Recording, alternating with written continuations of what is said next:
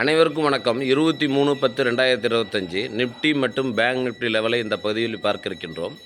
இப்போ நேற்று பார்த்தீங்கன்னா 22ஆம் தேதி நம்ம என்எஸ்சி பிஎஸ்சி எல்லாம் லீவுங்க. பள்ளி பிரதிபதா பண்டிகை முன்னிட்டு லீவு. அப்போ அந்த லீவில் நேற்று மார்க்கெட் உலக மார்க்கெட் பார்த்தீங்கன்னா எஸ்ஜிஎஸ் நிஃப்டி 350 பாயிண்ட் ப்ளஸில் முடிச்சிருக்கிறாங்க.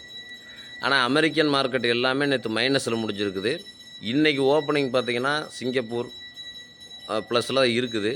ஆனால் மற்ற மார்க்கெட்டுகள்லாம் சீனா, ஜப்பான் மற்ற மார்க்கெட்டுகள் எல்லாமே கடுமையான மைனஸில் இருக்குது. அதனால் நம்ம வியாபாரம் செய்வதற்கு முன்னால் இப்போ சிங்கப்பூர் ப்ளஸில் இருக்குது, அதனால் மார்க்கெட் மேலே போகணும்னு திடீர்னு எண்ணி எல்லாம் பை பண்ணுறது அந்த அளவுக்கு உசிதம் அல்ல. ஏன்னா 26,200 அப்படிங்கிறது ஒரு பெரிய ரெசிஸ்டன்ஸ்.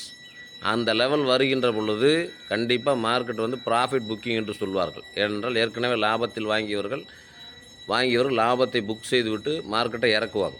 அப்போ நம்ம வியாபாரம் செய்யக்கூடியவர்கள் இந்த லெவலில் மிக கவனமாக இருக்க வேண்டும்.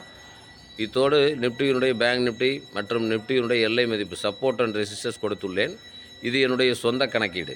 நீங்கள் வியாபாரம் செய்வதாக இருந்தால் உங்களுடைய நிதி ஆலோசகர்களை அணுகி தெளிவு பெற்று செய்யுமாறு அன்புடன் கேட்டுக்கொள்கின்றேன்.